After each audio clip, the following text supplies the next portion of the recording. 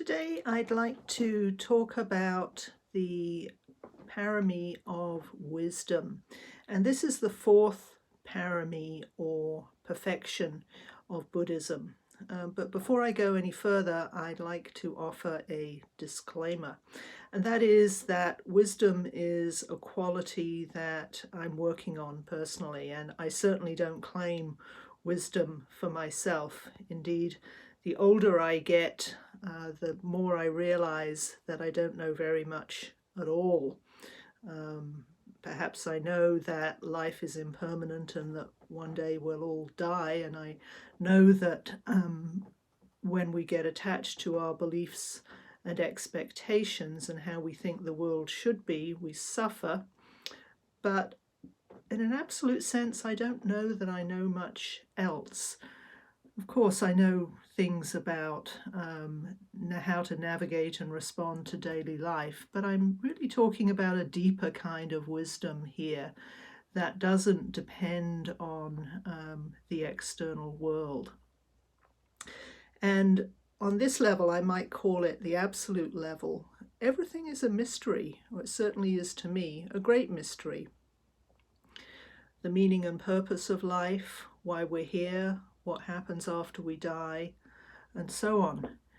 And paradoxically, I think that perhaps admitting that we don't know much at this ultimate level may be the beginning of wisdom, but I'm not quite sure yet.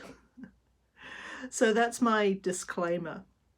So let's talk about this parami of wisdom. And to start, here's one of those Jataka tales about the Buddha before he became the Buddha, tales about his previous lives. And in this Jataka tale, the Buddha was born as a wise judge.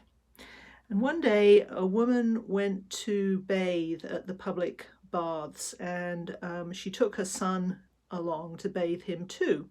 And the baths were located next to the house of the wise judge, the Buddha-to-be. And having bathed her, first bathed her child, her son, she went to bathe herself. And so the boy was kind of maybe sitting outside the bath on the edge or something, or on a seat. And seeing the boy, a malicious spirit who happened to be lurking at the public baths decided that he would like to eat the boy for dinner. And so this malicious spirit took the form of a woman and asked the mother, who was bathing, asked the mother if she would like her to look after the boy while she was busy washing herself. And the mother agreed, but the spirit, who had the form of a woman, stole the child and ran away with him. And when the mother saw what had happened, she ran after the spirit as fast as she could, not surprisingly, and eventually she caught up with him, and she asked this malicious spirit, "Where are you taking my child?" And the malicious spirit, who remember was in the form of a woman, boldly answered the mother, saying, "Where did you get this child from? He's mine, he's not yours. He's my son, not yours." And so they started to argue about who the child belonged to. And they argued a lot. And eventually there was so much noise and shouting that the wise judge sent for the two women and the boy and asked them whether they would agree to abide by his decision about who the child belonged to. And they both agreed. And then the judge had a line drawn on the ground, and he told the female form of the malicious spirit to take hold of the child's arms, and he told the mother to take hold of the child's legs. And then he said, "The child shall be hers who drags him over the line that he'd drawn on the floor. And so the mother and the malicious spirit started to pull the child in opposite directions, causing him, of course, great pain. And the mother, seeing how the boy was suffering, eventually let go and stood on one side weeping with grief. And then the wise judge, who remember was the future Buddha, the wise judge asked the bystanders, "Whose hearts are more tender to babies, those who have borne children or those who have not?" And the bystanders all said, "Oh, sir, the hearts of mothers who've borne children are more tender than those who haven't." And then the wise judge said, "So who do you think is the mother? She who has the child in her arms," which was of course the malicious spirit, "or she who has let it go?" And the bystander answers, "Oh, she who has let go of the child is the mother, because she didn't want him to suffer." And then the wise judge said, "Then do you think that the other one was the thief?" And they answered, "Well, we're not really sure, Judge, sorry." And then the wise judge, the yet-to-be Buddha, said, "This other woman is a malicious spirit in disguise. She stole the child from its real mother in order to eat it. I knew this because she had no compassion for the suffering of the child." And so saying, the wise judge said to the thief, "Who are you?" And she said, "O wise one, I am the spirit." And the Buddha-to-be said, "So why did you take the child away from its mother?" And the spirit said, "I wanted to eat him." And then the yet-to-be Buddha rebuked the malicious spirit and made it promise to keep the 5 precepts and let it go. Meanwhile, the mother of the child praised the wise judge and left with her son. And of course, the moral of this story is that wisdom can discern the truth. So the Sanskrit word for wisdom is prajna, and the equivalent word in Pali, in the Pali language, is panya. And these words are often translated into English as wisdom, or sometimes as discernment. But what does this really mean in Buddhism? In English, the word wisdom is often associated with knowledge. If you look the word wisdom up in the dictionary, you'll find definitions like knowledge gained through experience, or knowing what is proper and reasonable. But wisdom can mean something more than this in Buddhism, and that's really what I want to explore today. In Buddhism, wisdom is not simply conceptual or intellectual or even emotional knowledge. Rather, it comes from a direct experience and understanding the true nature of reality. So what is this true nature of reality that wisdom reveals? Well, there are a number of answers to that. In Theravadan Buddhism, which includes the insight meditation lineage, the path to wisdom is all about purifying the mind from the hindrances, also known as the defilements. And you may remember that I talked about the hindrances a while ago. And they are 5 hindrances. The first one is clinging to beliefs, assumptions, expectations, clinging to things we want, in other words. Can also be seen as clinging to people, places, and things. The second hindrance is anger, hatred, and fear. In other words, aversion, trying to get rid of things that we don't like. So those are the first 2, clinging and aversion. And the third one is ignorance of the truth.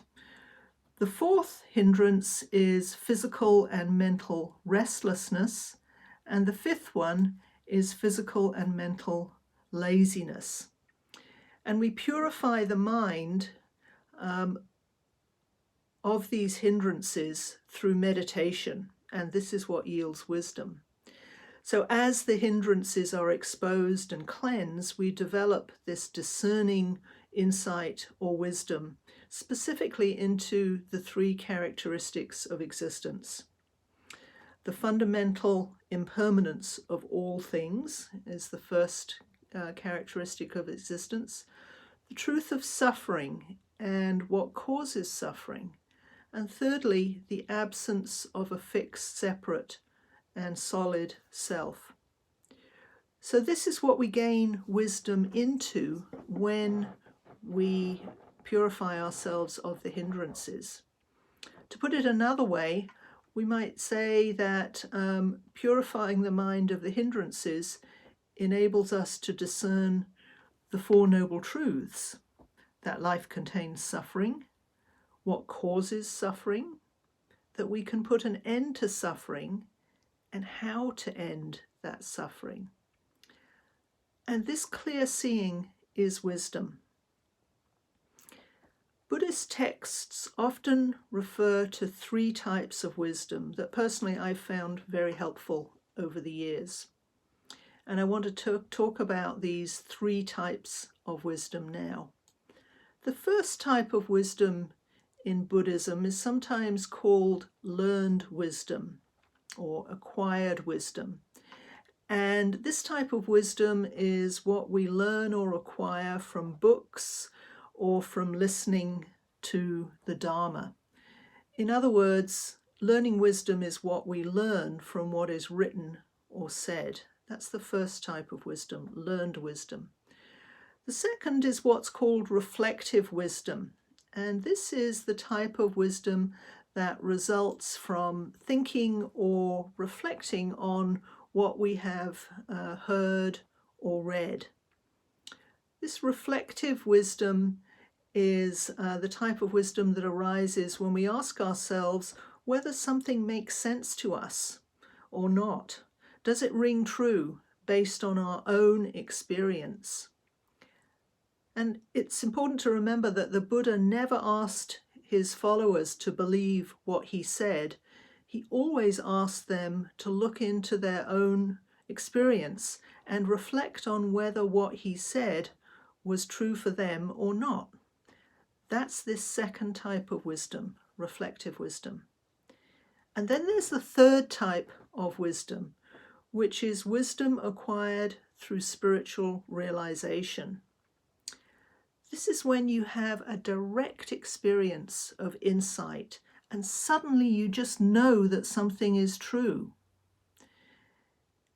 And this insight of this wisdom of spiritual insight usually happens after learned wisdom and reflective wisdom. I like to think of this wisdom of spiritual insight or spiritual discernment as a recognition and awareness of the truth. So those are the three types of wisdom in Buddhism: learned wisdom, reflective wisdom, and wisdom that comes from spiritual realization.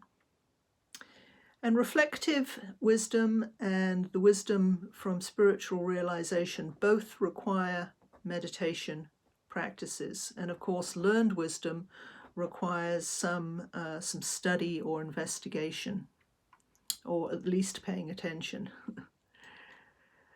So those are the three types of wisdom, but then there's the question, of course, of what is it that we are being wise about? What is the object of our wisdom? What is it that we discern by applying these types of wisdom? And a moment ago, I mentioned the three characteristics of existence, and I want to expand on just one of them now, the one that maybe perhaps underpin the other two. And it is it is this nature of reality, what's sometimes called Shunyata in Sanskrit, often translated as emptiness in English. This sense that there's nothing permanent at all might be another way of saying it. And emptiness in this, as it's used in Buddhism, really means the realization that all phenomena, including our sense of self and everything in the external world, doesn't have any permanent, independent, or solid existence. Now, at this point, it's really important to note that when Buddhists use the word emptiness, they don't mean nothingness. It doesn't mean, emptiness in the Buddhist sense doesn't mean that nothing exists, but rather it means that everything depends on everything else and is constantly changing. Although we often perceive the world as a collection of fixed and separate things, and we think about ourselves in this way as being fixed and separate, it's an illusion. What we see as distinctive things are really temporary collections or groupings of causes and conditions, of factors that we identify only in relationship with other temporary collections or groupings of causes and conditions. However, looking deeper, the wisdom of emptiness sees that all of these collections and groupings are interdependent on all other collections and groupings.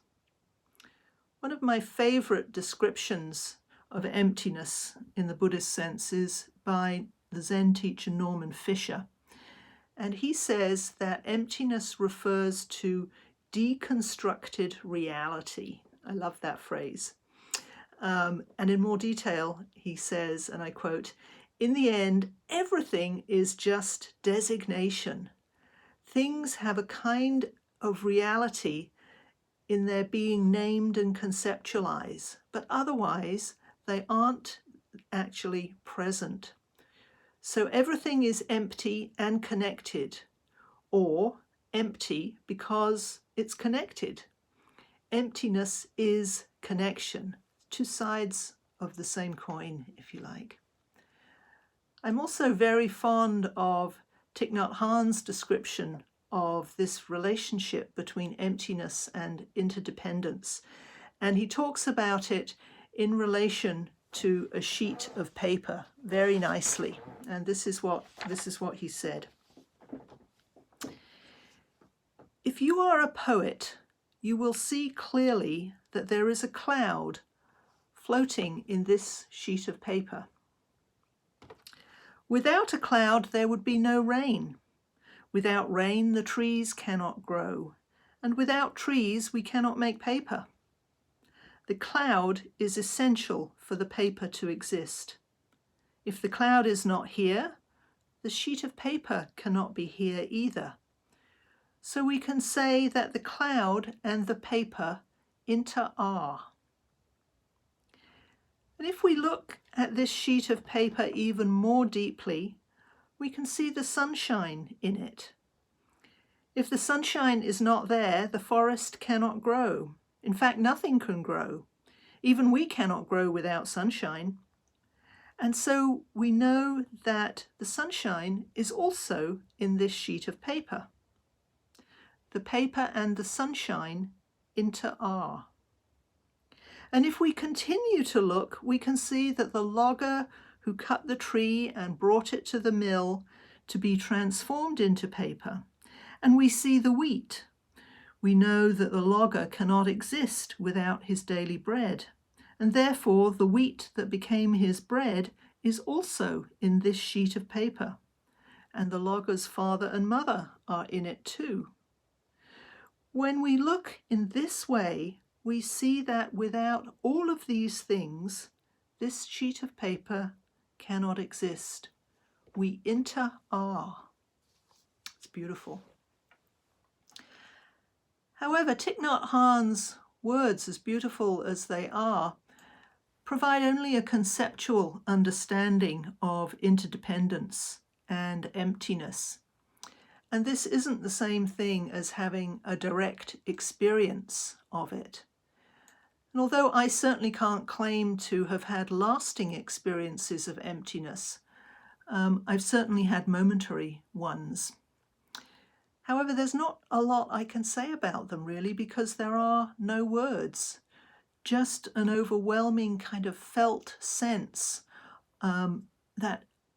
overwhelming felt sense of freedom and unboundedness and spaciousness and clarity.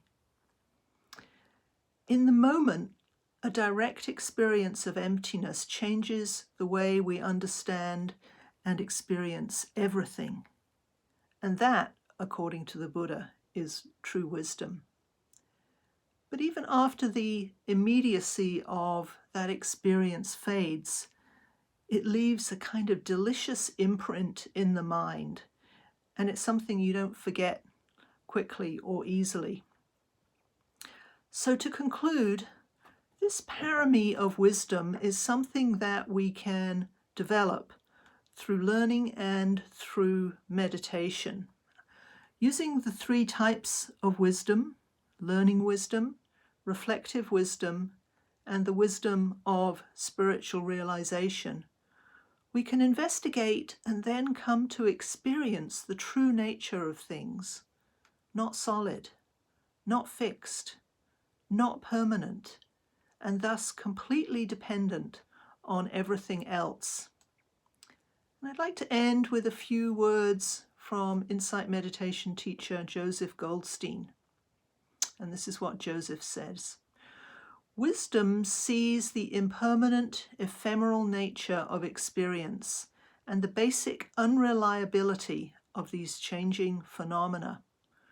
Wisdom opens our minds to the experience of selflessness, the great liberating jewel of the Buddha's enlightenment. Thank you so much for listening.